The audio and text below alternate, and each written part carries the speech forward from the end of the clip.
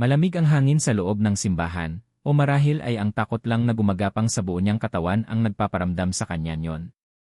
Pabigat ng pabigat ang hawak niyang pumpon ng mga puting rosas, na para bang hindi bulaklak ng kasal ang mga iyon, kundi isang korona para sa isang libing. Ang libing ng kanyang mga pangarap. Isang peking ngiti ang pilit na idinikit ni Amara Reyes sa kanyang mga labi. Hindi siya lumingon sa lalaking katabi niya sa altar, ang lalaking sa loob lamang ng ilang minuto ay magiging asawa niya.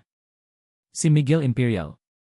Kahit hindi niya ito tingnan, dama niya ang aura nito, malamig, makapangyarihan, at walang anumang emosyon. Sa halip, ang mga mata ni Ara ay nakatuon sa isang figura sa pang-apat na hilera ng mga upuan. Nakaupo sa isang wheelchair, ang kanyang Lola Remedios ay nakangiti sa kanya, isang ngiting mahina ngunit puno ng pasasalamat. Sa tabi nito ay ang kanyang mga magulang, kapwa namumugto ang mga mata, ngunit pilit ding bumingiti para sa kanya. At sa isang iglap, bumalik ang lahat. Ang mga alaala ng nakaraang linggo ay sumagasa sa kanyang isipan na parang isang rumaragasang baha. Malaki ang butas sa puso ni Mama Remedios, ang malumanay ngunit mabigat na boses ng doktor. Kailangan niya ng agarang operasyon. At malaki ang magagastos natin, Yana and Reyes. Ang halaga. Isang halaga na katumbas ng isang bundok na ginto, isang halagang hindi nila kailanman makikita sa buong buhay nila. Kasunod niyon ay ang imahe ng kanyang ama na nakaupo sa sahig ng kanilang maliit na pagawaan ng borda sa Laguna, napapaligiran ng mga hindi nabayarang resibo at mga sinulid na wala ng patutunguhan. Bagsak na tayo, anak. Wala na. At ang pinakamasakit sa lahat ang sulat na iniwan ng kanyang ate. Ang maganda, ang perpekto, ang paboritong si Celeste. Isang kapirasong papel lang na nakatiklop sa ibabaw ng kanyang kama. Patawarin niyo ako. Hindi ko kayang magpakasal sa taong hindi ko mahal.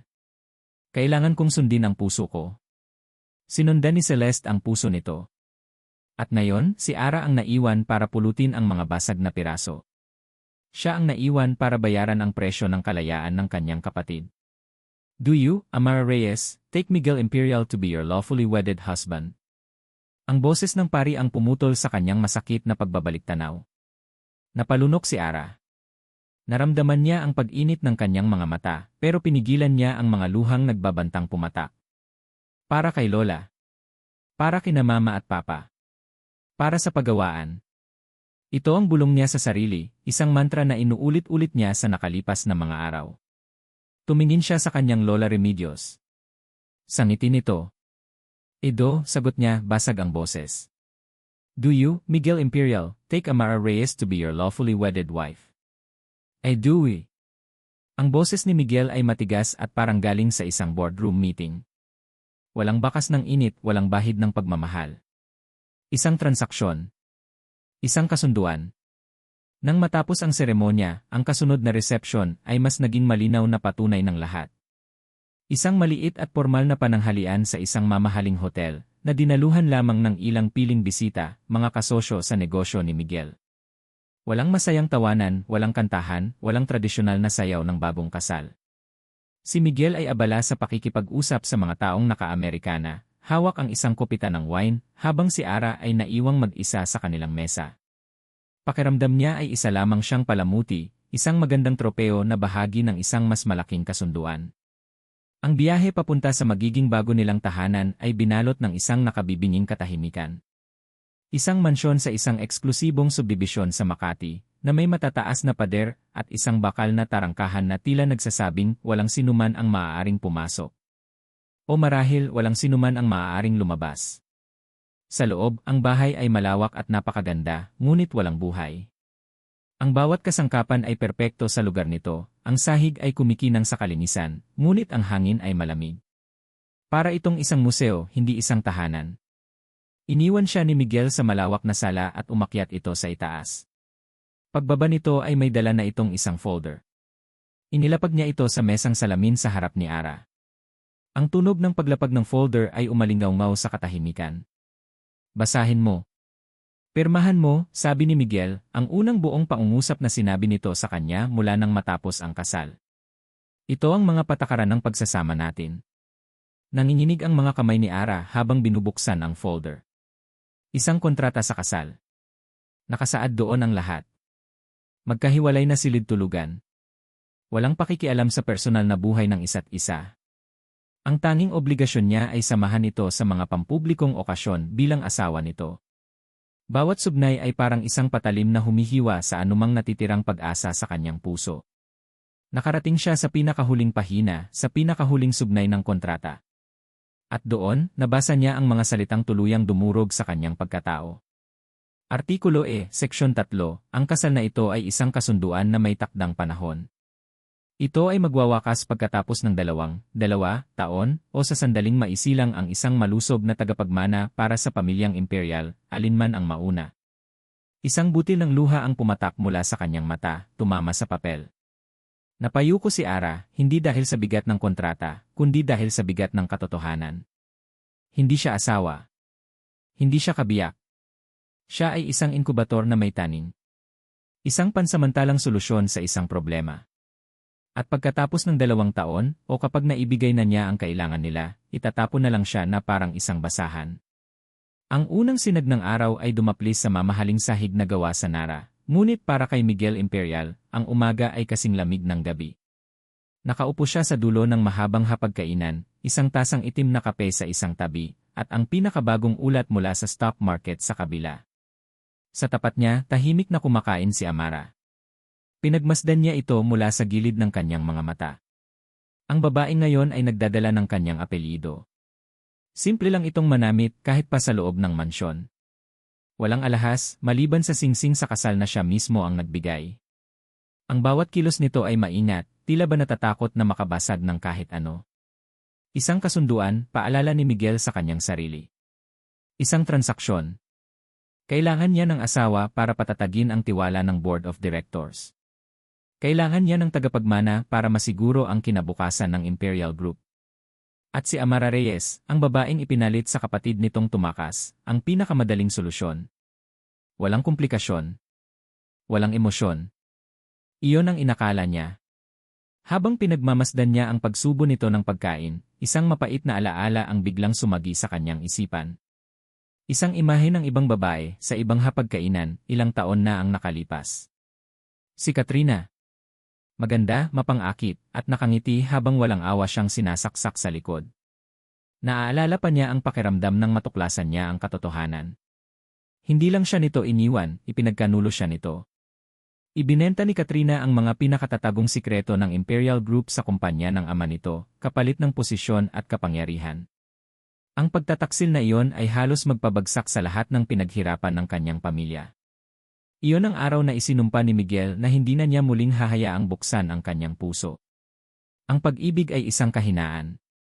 Ang tiwala ay isang bitag.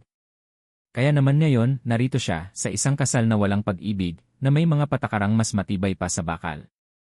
Ito ang kanyang proteksyon. Ang kanyang gintong haula na siya mismo ang nagdisenyo. Tumayo siya, tapos na sa kanyang kape. May mga kailangan akong asikasuhin sa opisina, sabi niya, hindi man lang tumitingin kay Ara.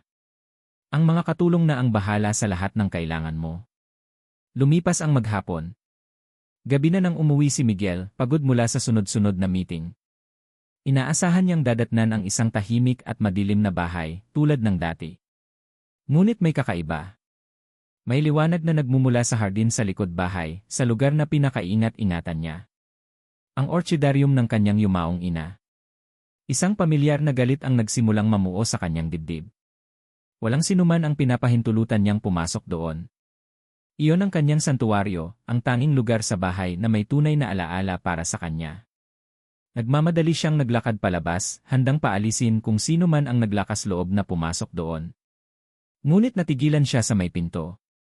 Doon, sa gitna ng mga namumulaklak na vanda at phalaenopsis, nakatayo si Ara.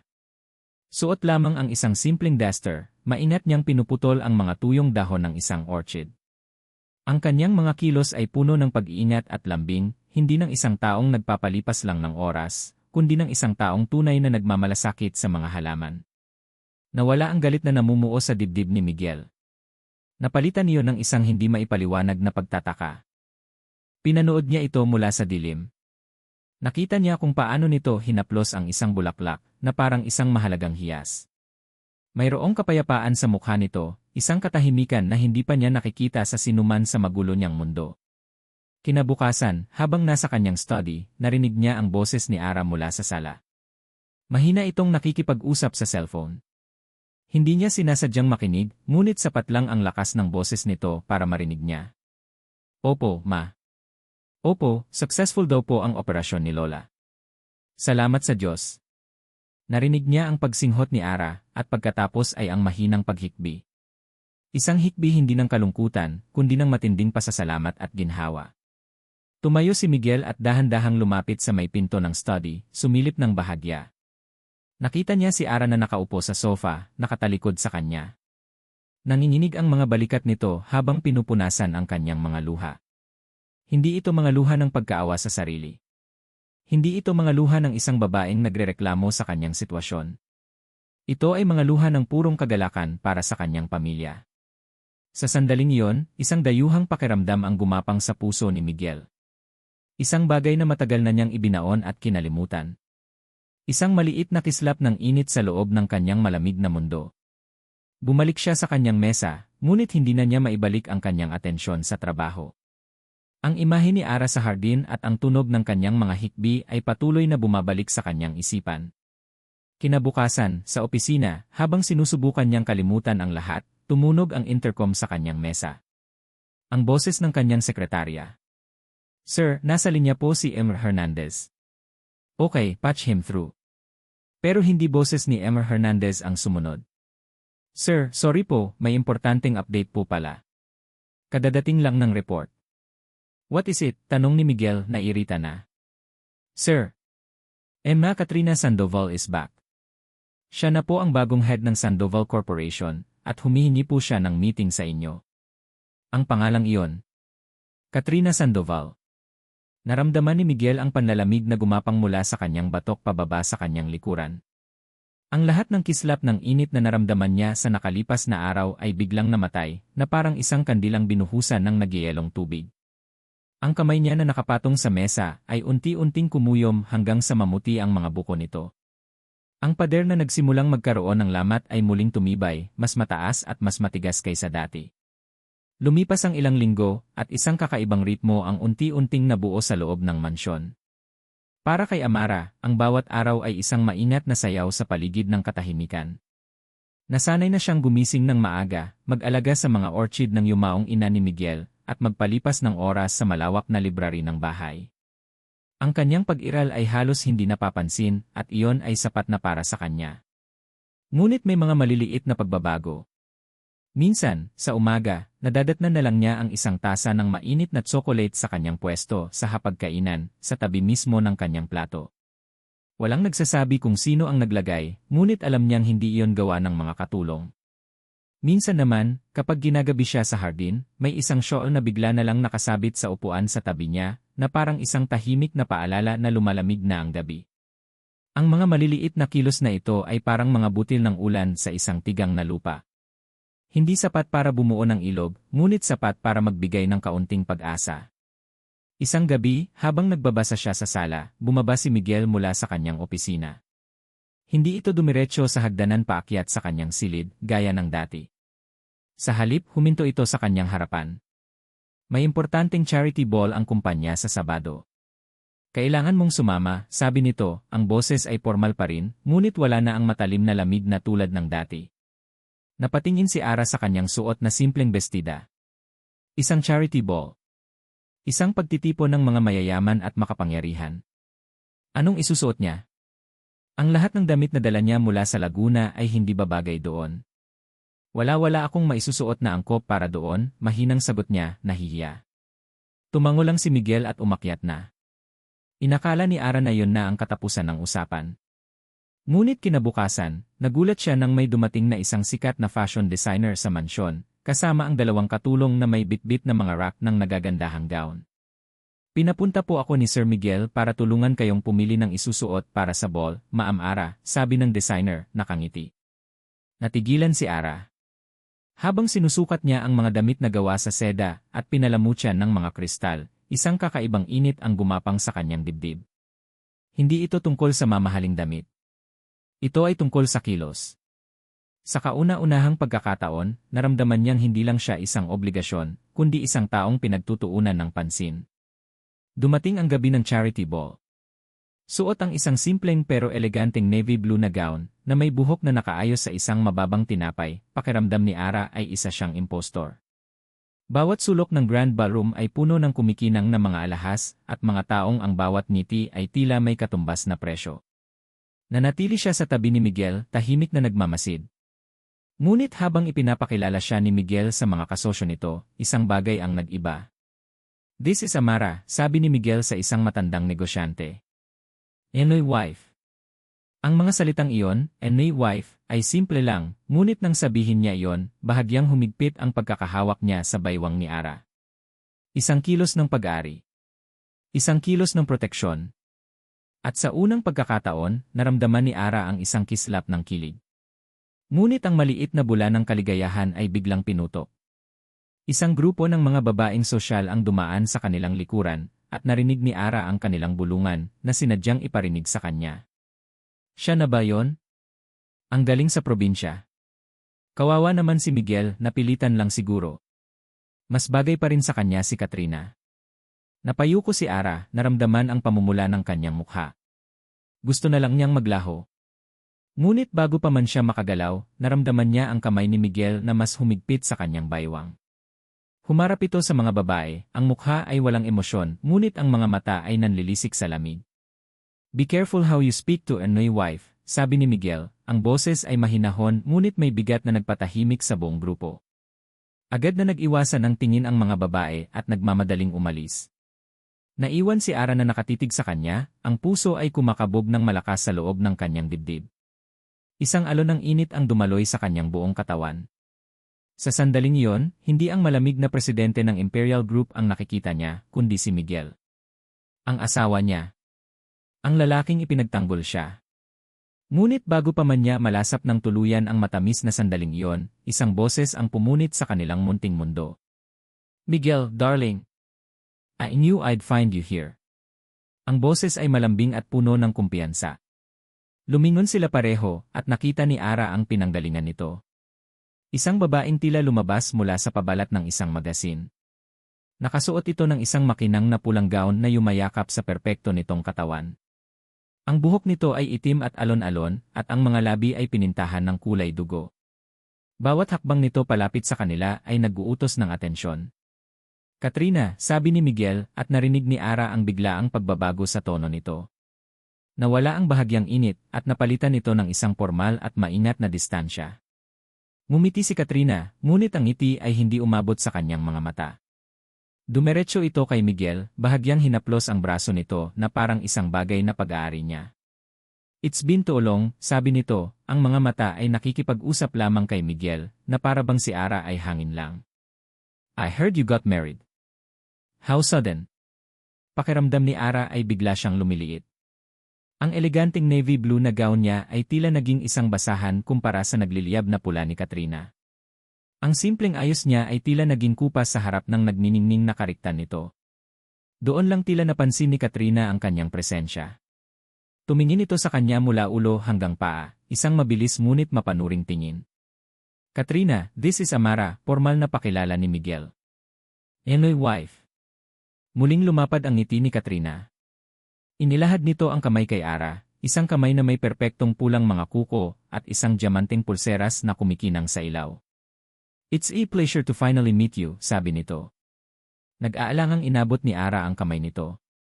Ang pagkakahawak ni Katrina ay mas mahigpit kaysa sa kanyang inaasahan, ang mga kuko nito ay bahagyang bumaon sa kanyang balat. Isang pagkakamay na hindi nagpapahiwatig ng pagkakaibigan, kundi ng pag-aangkin ng teritoryo. Ngumiti si Katrina at dahan-dahan itong lumapit kay Ara, na para bang may ibubulong na sikreto. Ang kanyang mamahaling pabango ay sumakal sa hangin. "You must be the replacement," bulong nito, ang bawat salita ay tinitipon na parang lason. "Sana hindi ka rin disposable." Pagkatapos ay binitiwan nito ang kanyang kamay at bumalik sa tabi ni Miguel, ang ngiti sa mga labi ay kasing tamis pa rin na para bang wala itong sinabing masama. Pakiramdam ni Ara ay sinampal siya. Ang init na naramdaman niya kanina ay biglang naglaho, napalitan ng isang nanunuot na lamig. Hinilan niya ang kanyang kamay na para bang napaso. Tumingin siya kay Miguel, umaasang nakita nito ang nangyari, umaasang may sasabihin ito. Ngunit si Miguel ay nakatingin kay Katrina, ang kanyang mukha ay isang blangkong maskara. Hindi niya alam kung narinig ba nito ang sinabi ni Katrina o sadyang pinili na lang nitong huwag pansinin. Ang natitirang oras sa party ay naging isang malabong panaginip para kay Ara. Ang masayang musika ay naging ingay. Ang mga kumikinang na ilaw ay naging nakakasilaw. Ang mga ngiti ng mga tao ay naging mga ngiwi. Ang tanging nararamdaman niya ay ang bigat ng tingin ni Katrina mula sa kabilang dulo ng silid, isang tinging mapanuri at puno ng paghamak. Ang pag-uwi nila ay muling binalot ng katahimikan. Ngunit ngayon, ang katahimikan ay hindi na komportable. Mabigat ito, puno ng mga hindi masabing salita at mga bagong tanong na namumuo sa isip ni Ara. Ang tulay na akala niya ay nagsisimula ng mabuo sa pagitan nila ni Miguel ay gumuho na. Sa mansyon, naghiwalay sila ng landas ng walang imikan. Pumasok si Ara sa kanyang silid at isinara ang pinto, ang dibdib ay naninikip. Ang salitang idisposable ay paulit-ulit na umalingaw sa kanyang isipan. Iyon ba ang tingin sa kanya ng lahat? Isang pansamantalang pamalit? Hindi siya makatulog. Ang mga imahe ng perpektong mukha ni Katrina at ang mga salitang binitiwan nito ay naglalaro sa kanyang utak. Bumangon siya mula sa kama, kailangan niya ng tubig. Dahan-dahan siyang naglakad pababa sa madilim na pasilyo, patungo sa kusina. Habang papalapit siya, narinig niya ang isang boses. Ang boses ni Miguel. Nagmumula ito sa bahagyang nakabukas na sliding door patungo sa balkonahe. Mahina ang boses nito, pilit, at puno ng isang emosyon na hindi niya mawari. Huminto si Ara sa dilim, pinipigilan ang kanyang hininga. Katrina, stop, narinig niyang sabi ni Miguel. Tila may kausap ito sa cellphone. It's over. Alam ko, I know, but we can't talk about that now. Isang malalim na buntong hininga ang pinakawalan ni Miguel. Napatigil si Ara. Ang bawat salita ay parang isang piraso ng yelo na tumusok sa kanyang puso.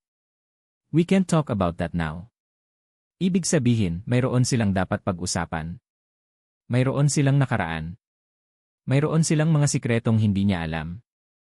Ang maliit na pag-asang nagsimulang sumibol sa kanyang puso kanina ay tuluyan ng namatay. Sa lugar nito, isang malamig at madilim na binhi ng pagdududa ang nagsimulang tumubo. Galit. Iyon ang unang emosyon na naramdaman ni Miguel Imperial nang makita niya ang pangalan ni Katrina Sandoval sa kanyang schedule para sa araw na iyon. Isang galit na malamig at pamilyar na parang isang lumang sugat na biglang kumirot. Para sa kanya, si Katrina ay hindi lang isang multo ng nakaraan, isa siyang paalala ng kanyang pinakamalaking pagkakamali, ang magtiwala. Pumasok siya sa conference room, ang kanyang mukha ay isang perpektong maskara ng profesionalismo. Naroon na si Katrina, nakaupo na parang siya ang reyna ng silid, nakangiti na parang wala silang masalimuot na kasaysayan. Miguel, Yurehire, sabi nito, ang boses ay parang pulot-pukyutan na may nakatagong lason. Let's get straight to business, Ima Sandoval, sagot ni Miguel, umupo sa kabilang dulo ng mahabang mesa. Ang distansya ay sinadya. Ang meeting ay isang pagsubok sa kanyang pasensya. Bawat business proposal na inilatag ni Katrina ay may kasamang personal na komento, isang pahiwatig sa kanilang nakaraan.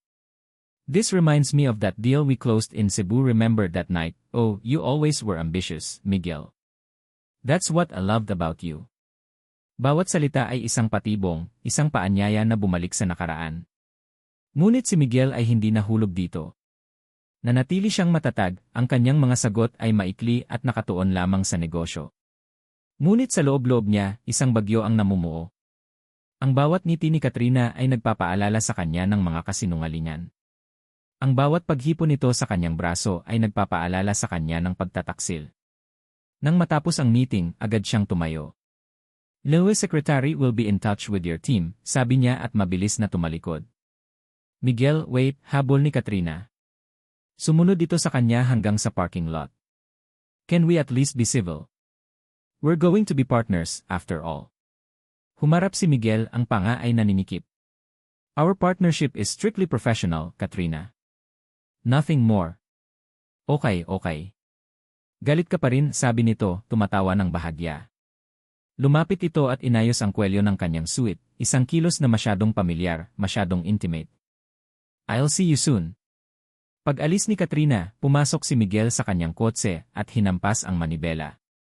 Naiinis siya kay Katrina. Naiinis siya sa sitwasyon. At higit sa lahat, naiinis siya sa sarili niya dahil apektado pa rin siya. Pauwi, habang nagmamaneho, may napansin siyang kumikinang sa sahig ng passenger seat. Isang hikaw. Isang maliit, gintong hikaw na may disenyong ahas. Alam niya kung kanino iyon. Ang hikaw na iyon ay regalo niya kay Katrina noong kaarawan nito, maraming taon na ang nakalipas. Isang sinadyang kalmot. Isang marka na iniwan nito sa kanyang teritoryo. Kinuha niya ito, nag-iisip na itapon sa bintana. Ngunit nag-alinlangan siya. Itinago na lang niya ito sa maliit na compartment ng kotse, isang desisyon na pagsisisihan niya ng husto. Nang gabing iyon, habang nag-aayos si Ara ng mga damit na ipamimigay, tinawag niya si Miguel. Miguel, kailangan ko raw ng sasakyan bukas para dalhin itong mga donasyon sa ampunan. Pwede ko bang gamitin yung kotse mo sa garahe? Just ask the driver, sagot ni Miguel, hindi nag-aangat ng tingin mula sa kanyang laptop. Hindi na, okay lang. Kaya ko namang mag-drive, sabi ni Ara, mumiti. Para may magawa naman ako. Kinabukasan, habang nililinis ni Ara ang loob ng kotse bago niya ito gamitin, nahulog ang hikaw mula sa compartment na hindi na isara ng maayos ni Miguel. Pinulot niya ito. Isang magandang hikaw na halatang mamahalin. Hindi ito sa kanya. Ang puso niya ay nagsimulang tumibok ng mas mabilis. Nang umuwi si Miguel, inabangan siya ni Ara sa sala. Tahimik niyang inilahad ang kanyang palad kung saan nakalagay ang hikaw. May naiwan sa kotse mo, sabi niya, ang boses ay mahina ngunit may bigat. Tumingin si Miguel sa hikaw at isang somp ang halos lumabas sa kanyang bibig. It's Katrina's, mabilis niyang sagot. We had a meeting. It probably fell off. Isang meeting lang, tanong ni Ara, ang mga mata ay naghahanap ng katotohanan. Yes. Meeting. Dito nagsimula ang pagkakamali ni Miguel. Dahil sa takot na maging vulnerable, dahil sa ayaw niyang ibunyag ang buong kwento ng pagtataksil ni Katrina, pinili niyang maging mailap. Ang pagtatago niya sa katotohanan para protektahan ang kanyang sarili ay nagmukha siyang nagtatago ng kasalanan. Nakita ni Ara ang pag-iwas niya ng tingin. Nakita niya ang paninigas ng kanyang panga. Ang mga senyales na ito, para kay Ara, ay hindi senyales ng isang taong nasaktan, kundi ng isang taong nahuli. Tumango siya. Okay, sabi niya at tumalikod. Ang salitang i-okay ay mas matalim pa kaysa sa isang sigaw. Ang tensyon sa pagitan nila ay tumagal ng ilang araw. Hanggang sa isang hapon, habang nag-iisa si Ara sa kanyang silid, tumunog ang kanyang cellphone. Isang text message mula sa isang hindi kilalang numero. Binuksan niya ito. Naglalaman ito ng isang litrato. Ang hininga niya ay biglang naputol. Ang litrato ay malabo ng kaunti, tila kuha maraming taon na ang nakalipas, ngunit malinaw pa rin. Si Miguel at si Katrina. Magkayakap sila sa isang beach, ang araw ay palubog sa kanilang likuran. At sila ay naghahalikan. Isang halik na puno ng pagmamahal at pagsinta. Sa ilalim ng litrato, mayroong isang maikling caption, "Some things never change." Naramdaman ni Ara na gumuho ang kanyang mundo. Ang hikaw. Ang pag-uusap sa telepono. Ang mailap na mga sagot. Lahat ay nagkabuhol-buhol, bumubuo ng isang masakit na katotohanan. Nang gabing iyon, hinarap niya si Miguel, hawak ang cellphone na nanginginig sa kanyang kamay. Ano to, Miguel? Tanong niya, ang boses ay basag na. Meeting lang ba talaga? O isang pagkikita ng mga dating nagmamahalan? Tumingin si Miguel sa litrato, at ang pagkalito sa mukha niya ay napalitan ng galit. Galit hindi kay Ara, kundi kay Katrina.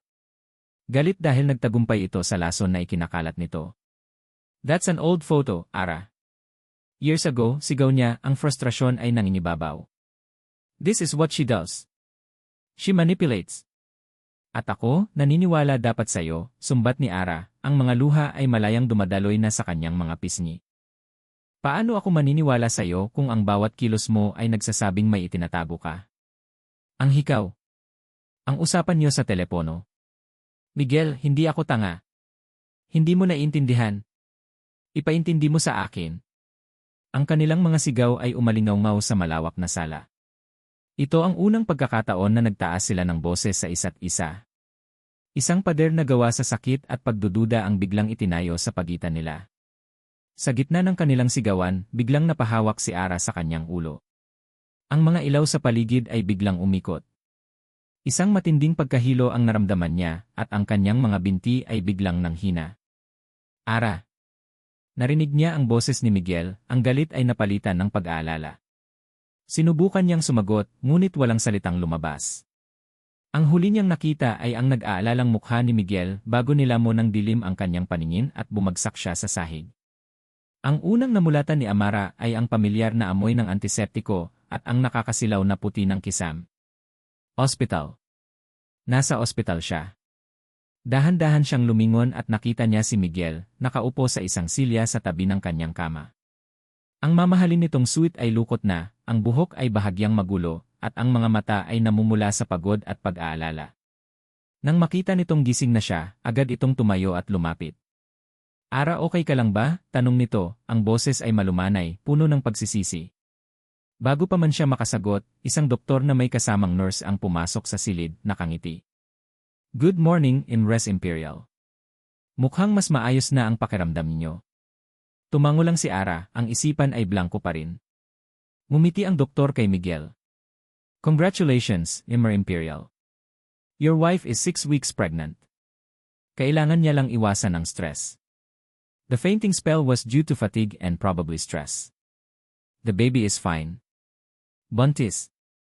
Ang salitang iyon ay umalingaw-ngaw sa loob ng silid, nagpapatigil sa lahat ng bagay. Napatingin si Ara sa doktor, pagkatapos ay kay Miguel. Nakita niya ang pagbabago sa mukha ng kanyang asawa. Ang pag-aalala ay napalitan ng pagkabigla, isang pagkabigla na dahan-dahang naging kagalakan. Isang emosyon na hindi pa niya nakikita sa mukha nito. Napahawak si Ara sa kanyang tiyan. Isang sanggol. Isang buhay na nabuo sa pagitan nila, sa kabila ng lamig, sa kabila ng kontrata. Isang anak. Ang kanilang anak. Isang maliit na kislap ng pag-asa ang biglang sumindi sa kanyang puso, sapat na para itaboy ang dilim ng mga nakaraang araw.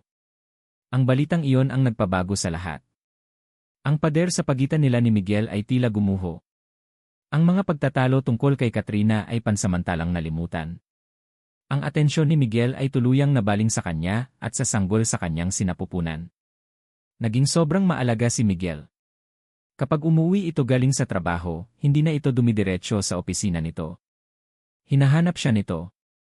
Tinatanong kung kumain na siya, kung ano ang gusto niyang kainin. Isang gabi, nagulat siya nang datnan niya ito sa kusina, suot ang isang apron, na pilit na sinusubukang magluto ng arroz caldo, dahil yon daw ang sinabi ng nanay nito na masustansya para sa mga naglilihi. Ang resulta ay medyo sunog at maalat, ngunit para kay Ara, iyon ang pinakamasarap na pagkain natikman niya sa buong buhay niya. Ipinagbawal nito ang pagtatrabaho niya sa hardin. Ipinagbawal nito ang pagbubuhat niya ng kahit anong mabigat. Kapag nanonood sila ng AE sa gabi, hindi na sila nakaupo sa magkabilang dulo ng sofa. Minsan, habang nanonood sila, inaantok si Ara at hindi niya namamalayan na nakasandal na pala ang ulo niya sa balikat nito. At hindi siya nito ginigising. Hinahayaan lang siya nito. Ang mga araw ay naging linggo at ang puso ni Ara ay unti-unting gumagaling. Ang pagdududa ay napalitan ng tiwala. Ang takot ay napalitan ng pananabik. Nagsimula na siyang maniwala. Nagsimula na siyang umasa na baka, sa huli, ang kasal na ito ay pwedeng maging totoo. Na ang kanilang pamilya ay pwedeng maging tunay. Isang hapon, habang nag-iisa siya sa bahay, naisipan niyang maghanap ng libro sa lumang study ni Miguel. Isang silid na halos hindi na ginagamit, puno ng mga lumang libro at mga kahon ng mga dokumento. Habang naghahanap siya sa bookshelf, may isang kahon na nakaipit sa likod ng isang hilera ng mga encyclopedia ang nakaagaw ng kanyang pansin. Wala itong label.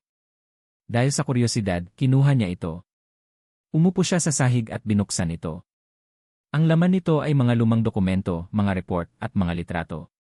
Tila mga files ito mula sa isang private investigator. Ang pangalan sa folder ay malinaw, Katrina Sandoval. Naramdaman ni Ara ang panlalamig ng kanyang mga kamay, ngunit itinuloy niya ang pagbabasa. Ito pala ang investigasyong ipinagawa ni Miguel kay Katrina noong naghiwalay sila.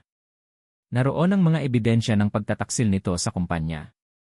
Ngunit hindi iyon ang nakapagpatigil sa kanyang paghinga. Sa ilalim ng lahat ng dokumento, may isa pang folder. Ang label, Celeste Reyes. Nanginginig ang mga kamay niya habang binubuksan ito. Ang laman nito ay kopya ng mga bank statement at isang sulat.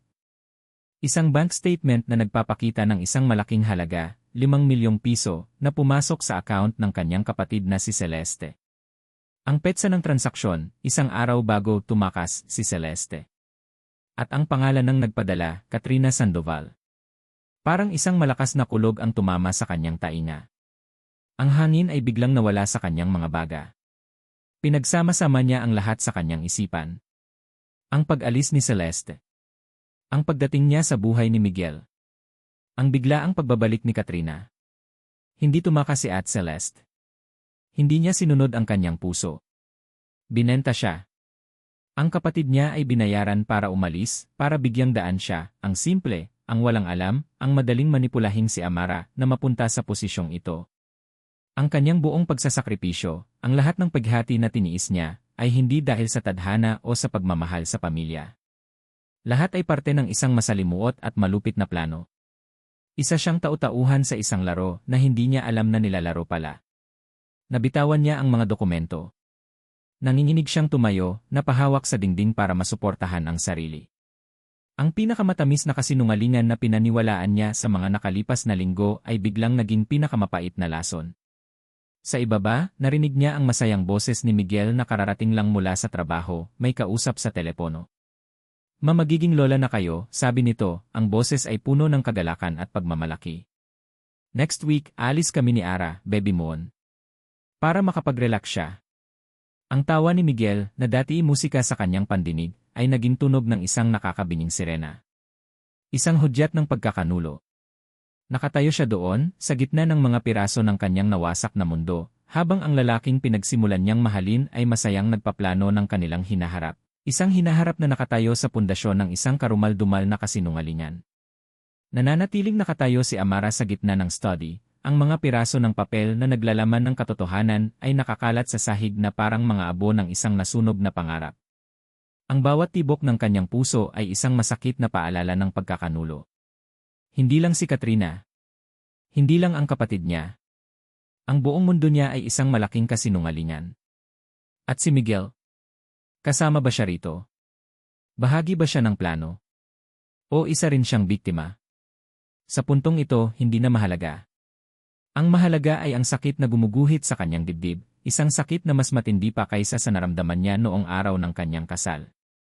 Pinulot niya ang mga dokumento, ang mga kamay ay nanginginig pa rin, ngunit mayroon ng bagong determinasyon sa kanyang mga mata. Bumababa siya ng hagdanan, bawat hakbang ay mabigat. Naabutan niya si Miguel sa sala. Tapos na sa kanyang tawag, isang ngiti ang sumilay sa mga labi nito nang makita siya. Ara, andyan ka pala. May sorpresa ako sa'yo. Hindi na nito natapos ang sasabihin. Inilapag ni Ara ang mga dokumento sa ibabaw ng center table. Ang tunog ay hindi malakas, ngunit sapat na para mapawi ang ngiti sa mukha ni Miguel. Napakunot ang noo nito nang makita ang mga papel. Kinuha niya ang folder na may pangalan ni Celeste. Ang kanyang mukha ay nagbago mula sa pagkalito patungo sa pagkabigla. Saan mo nakuha to? Tanong ni Miguel, ang boses ay biglang naging seryoso.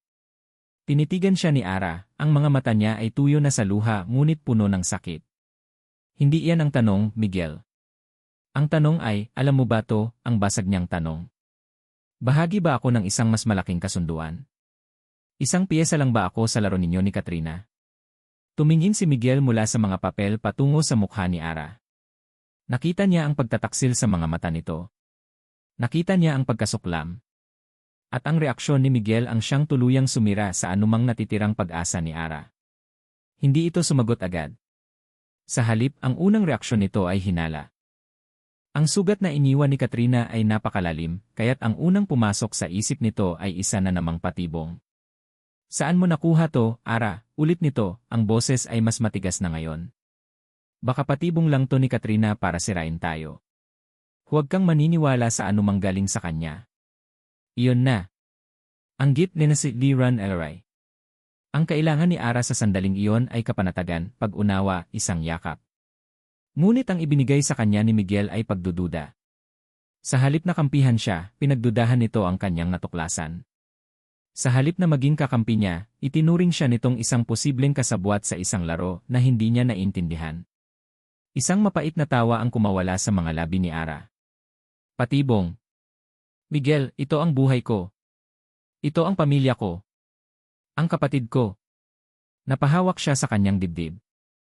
At kahit ngayon, sa harap ng lahat ng ito, siya pa rin ang iniisip mo. Ang kakayahan niyang manlinlang. Hindi mo man lang naisip na baka totoo ang lahat ng ito. Na baka nasasaktan ako. Ara, hindi sa ganoon. Huwag na, Miguel, putol ni Ara, ang boses ay malamig na ngayon, walang emosyon. Naiintindihan ko na. Sa mundong ito, sa pagitan mo at ni Katrina, laging ako ang talo. Dahil hindi mo ako kayang pagkatiwalaan. Para sa'yo, ako ay isang estranghero pa rin. Isang replacement. Tumalikod siya at nagsimulang maglakad paakyat ng hagdanan.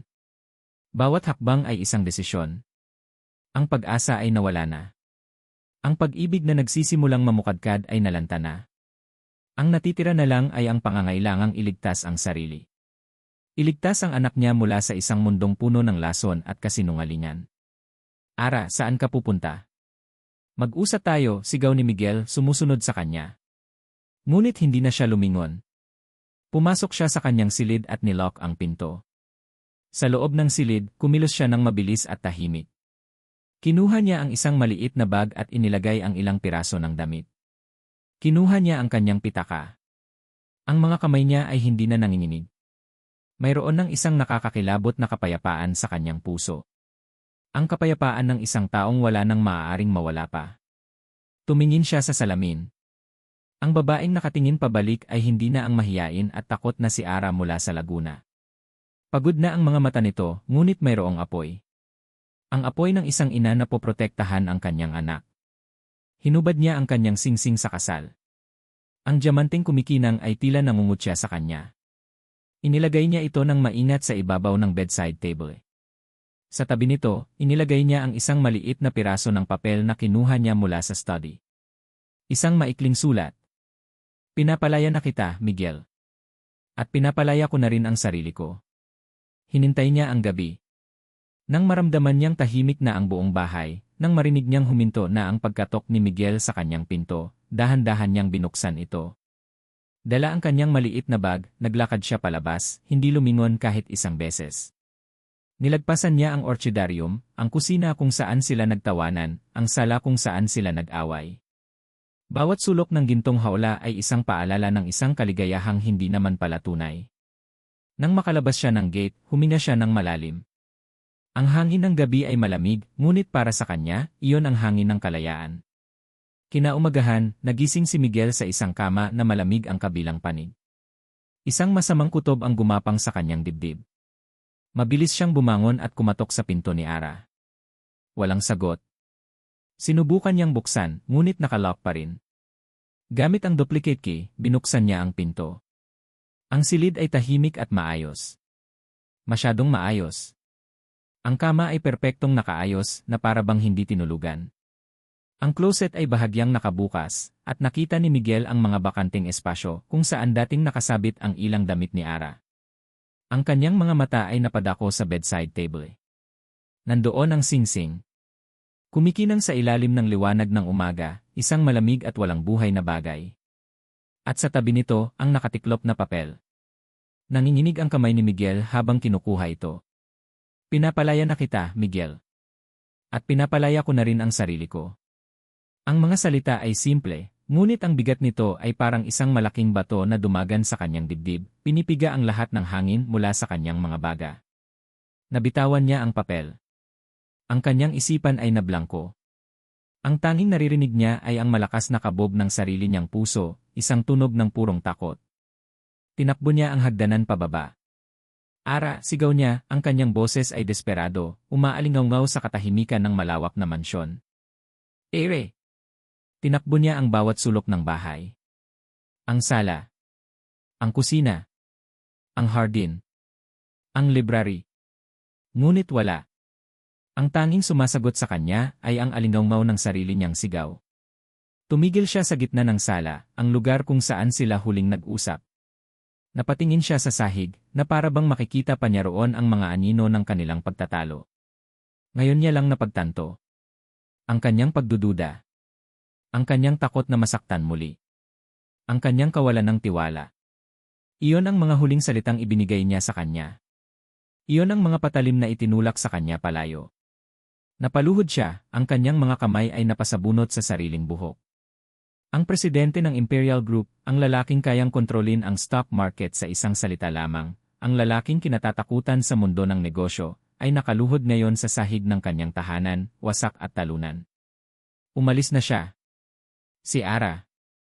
Ang kanyang asawa. Ang ina ng kanyang anak. Umalis na siya at kasalanan niya ang lahat. Ang unang 24 na oras matapos ang pag-alis ni Ara ay isang impyerno para kay Miguel. Ang malawak na mansyon ay naging isang malamig na libingan, ang bawat sulok ay isang paalala ng kanyang kabiguan. Sa kauna-unahang pagkakataon sa loob ng maraming taon, ang mga numero sa stock market, ang mga ulat sa negosyo, ang mga tawag mula sa mga kasosyo, lahat ay nawalan ng kabuluhan. Nakaupo siya sa kanyang study, hindi sa kanyang mamahaling leather chair, kundi sa sahig, nakasandal sa pader. Sa kanyang harapan, nakakalat ang mga dokumentong iniwan ni Ara. Ang bank statement. Ang sulat. Bawat isa ay isang ebidensya ng isang krimen na hindi niya nakita, o mas masahol pa, pinili niyang huwag pansinin. Ang pagsisisi ay isang mabigat na kumot na bumabalot sa kanya. Naaalala niya ang bawat pagkakataon na sinubukan ni Ara na kumonekta sa kanya, ang pag-aalaga nito sa mga orchid, ang mga ngiti nitong nahihiya, ang paraan ng pagsandal ng ulo nito sa kanyang balikat. At naaalala niya kung paano niya sinuklian ang lahat ng iyon ng distansya, ng hinala, ng isang kontratang walang puso. Ngunit ang pagsisisi ay hindi magbabalik kay Ara. Kailangan niyang kumilos. Tumayo siya, isang bagong determinasyon ang pumalit sa kanyang desperasyon. Kinuha niya ang kanyang cellphone at tinawagan ang pinuno ng kanyang security team, isang dating military intelligence officer. "I want you to find everything," sabi ni Miguel, ang boses ay matigas na parang bakal. "Everything about Katrina Sandoval's transaction with Celeste Reyes. I want to know where Celeste is now. And I want to know every single move Sandoval Corporation has made in the past year. Use all our resources. I don't care about the cost." Habang hinihintay niya ang mga resulta, bumalik siya sa mga dokumento. Pinag-aralan niya ang bawat detalye. At isang bagay ang nakaagaw ng kanyang pansin. Ang pangalan ng mga supplier na biglang bumitaw sa paggawaan ng mga Reyes. Mga pangalang pamilyar sa kanya, mga maliliit na negosyong dati nang may utang na loob sa Sandoval Corporation. Isang pattern ang unti-unting nabubuo. Hindi lang sinuhulan ni Katrina si Celeste. May mas malalim, mas masama na nangyayari. Lumipas ang 2 araw. Ang ulat mula sa kanyang team ay dumating. At ang laman nito ay mas masahol pa kaysa sa kanyang inaasahan. Kinumpirma ng investigasyon ang lahat. Si Katrina nga ang nag-orkestra sa pag-alis ni Celeste. Ngunit mayroon pang iba. Natuklasan nila ang isang serye ng mga sabotahe na ginawa ng Sandoval Corp. Peke at murang mga sinulid na ipinadala sa mga kliyente ng mga Reyes na nakapangalan sa kanila, mga order na biglang kinakansela, mga supplier na biglang umaatras. Sinira ni Katrina ang negosyo ng pamilya Reyes para itulak sila sa desperasyon, para wala silang ibang pagpipilian kundi ang tanggapin ang kanyang alok na kasal. Ginawa nitong perpekto ang entablado para sa kanyang paghihiganti. At ang pinakamasakit na parte, nakuha ng kanyang team ang kasalukuyang address at numero ni Celeste Reyes sa Cebu. Nanginginig ang kamay ni Miguel habang tinitipa ang numero. Sa pangatlong ring may sumagot. "Hello." Isang boses na pamilyar mula sa mga litrato. Ang boses ni Celeste. "This is Miguel Imperial." Isang sandali ng katahimikan. Pagkatapos ay isang kinakabahang paghinga. "Sir Miguel." "I know everything, Celeste," sabi ni Miguel, hindi na nagpaligoy-ligoy pa. "Alam ko ang tungkol sa pera. Alam ko ang ginawa mo sa kapatid mo." Isang hikbi ang narinig niya mula sa kabilang linya. "Patawarin niyo po ako." "Patawad. Ginipit po kami. Akala ko po, iyon na lang ang paraan." "Nasaan si Ara?" tanong ni Miguel, ang boses ay naglalaman ng lahat ng bigat ng kanyang pagsisisi. "Hindi ko po alam," sagot ni Celeste, umiiyak na. "Hindi niya ako sinasagot. Hindi rin siya umuwi sa Laguna." "Sir, please hanapin niyo ang kapatid ko. Iligtas niyo siya. Nagkamali po ako eh." Pagkatapos ng tawag, isang nakakakilabot na galit ang bumalot kay Miguel. Isang galit na hindi niya naramdaman noon. Hindi na ito galit ng isang negosyanteng niloko. Ito ang galit ng isang asawa at isang ama na ang pamilya ay sinira. Nagpatawag siya ng isang emergency board meeting sa Imperial Group. Inimbitahan niya ang lahat ng miyembro ng board, kasama na si Emre Sandoval at ang anak nitong si Katrina. Pumasok si Katrina sa conference room na may ngiti sa kanyang mga labi, inaasahan na isa itong pag-uusap tungkol sa kanilang partnership. Ngunit ang ngiting iyon ay dahan-dahang naglaho nang makita niya ang itsura ni Miguel. Malamig. Walang emosyon. Parang isang berdugo. Nang makaupo na ang lahat, hindi nagsalita si Miguel. Sa halip, pumindot siya ng isang remote. Ang malaking screen sa likod niya ay umilaw. Unang lumabas ang kopya ng bank transfer mula kay Katrina papunta kay Celeste. Pagkatapos ay ang mga testimonya mula sa mga supplier ng mga Reyes, inaamin kung paano sila binayaran ng Sandoval Corp. Para isabotahe ang paggawaan. Sunod-sunod na mga ebidensya, bawat isa ay isang pako sa kabaong ng mga kasinungalingan ni Katrina. Ang mga bulungan ay nagsimula sa buong silid. Si Emma Sandoval ay namutla. You didn't just try to ruin Noe Company all those years ago, Katrina, nagsalita si Miguel, ang boses ay mahinahon ngunit bawat salita ay may bigat. You destroyed a family. You manipulated an innocent woman. You hurt Noe wife. Miguel, this is insane. Gawa-gawa lang lahat yan, sigaw ni Katrina, tumatayo. Ngunit huli na ang lahat. Tumingin si Miguel sa mga miyembro ng board. I am invoking Article 7 of our partnership agreement. The Morals Clause. I move to dissolve our partnership with Sandoval Corporation, effective immediately, on the grounds of corporate espionage, sabotage, and unethical conduct. Doon na sumabog si Katrina. Ang kanyang maskara ng pagiging sopistikada ay tuluyang gumuho. Ginawa ko yon dahil mahal kita, Miguel, sigaw niya, ang boses ay puno ng kabaliwan. Mahal kita. At kung hindi ka mapapasa akin, sisirain ko ang lahat ng mahalaga sa iyo, lalo na ang babaeng yon at ang anak niya. Ang huling mga salita, ang anak niya, ang nagpatigas sa panga ni Miguel. Isang tingin niya lang sa mga security guard sa pinto ay sapat na. Lumapit ang mga ito kay Katrina. Get out, sabi ni Miguel, ang boses ay isang malamig na utos. Get out of LA building. Get out of LA life. Habang hinihila palabas si Katrina na patuloy na sumisigaw, ang tanging nasa isip ni Miguel ay si Ara. Kailangan niya itong mahanap. Kailangan niyang humingi ng tawad. At kailangan niyang patunayan na karapat-dapat siya sa pagmamahal nito. Ang laban sa boardroom ay tapos na. Ngunit ang pinakamahalagang laban, ang laban para sa kanyang pamilya, ay nagsisimula pa lamang. Ang amoy ng lupa at mga bulaklak ng sampagita ang unang bumati kay Amara pagkagising niya. Sa loob ng isang linggo, ito na ang kanyang naging mundo. Hindi siya umuwi sa kanyang mga magulang sa Laguna, hindi niya pa sila kayang harapin. Sa halip, natagpuan niya ang kanlungan sa isang maliit na bahay bakasyonan na inuupahan ng isang dating katrabaho ng kanyang ina sa Tagaytay. Dito, ang tanging kasama niya ay ang malamig na simoy ng hangin, ang tanawin ng bulkang Taal, at ang tahimik na pagtibok ng puso ng kanyang anak sa loob niya. Sinubukan niyang bumuo ng isang bagong buhay, kahit pansamantala lang. Tinutulungan niya ang may-ari ng bahay sa maliit nitong hardin. Sa gabi, nagbabasa siya ng mga libro tungkol sa pagbubuntis. Pilit niyang kinalimutan ang lahat, ang mansyon, ang kontrata, ang sakit. Pilit niyang binuo ang isang maliit na mundo para lamang sa kanya at sa kanyang anak. Ngunit ang nakaraan ay may paraan para bumalik. Isang hapon, habang nagdidilig siya ng mga halaman, isang pamilyar na itim na kotse ang huminto sa tapat ng gate. Bumukas ang pinto at lumabas ang isang figurang kilalang-kilala niya. Si Miguel. Ngunit iba ang Miguel na nakatayo sa kanyang harapan ngayon. Wala ang aroganteng tindig ng isang presidente. Ang suot niyang simpleng polo shirt at pantalon ay bahagyang lukot. Mayroong mga bakas ng pagod sa ilalim ng kanyang mga mata. At sa kanyang mukha, mayroong isang bagay na hindi pa niya nakikita noon, kahinaan. Hindi ito pumasok agad sa gate. Nanatili itong nakatayo roon, nakatingin sa kanya, na para bang humihingi ng pahintulot sa kanyang mga mata. Ilang sandali silang nagkatitigan, ang tanging namamagitan sa kanila ay ang katahimikan at ang ilang metrong distansya. Si Ara ang unang bumitaw ng tingin. Napahawak siya sa kanyang tiyan, isang kilos na hindi niya namalayan. Isang kilos ng proteksyon.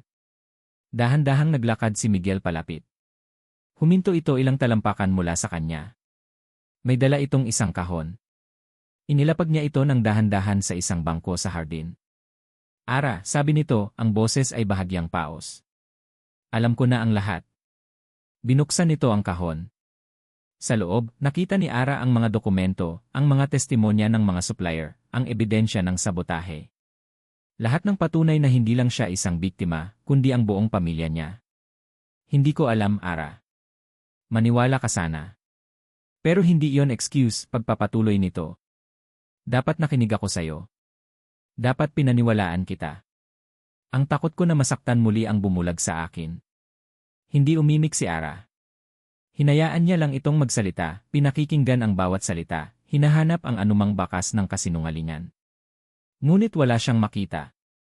Ang tanging nakikita niya ay isang lalaking hubad sa lahat ng kanyang kapangyarihan, nag-aalay ng kanyang purong pagsisisi.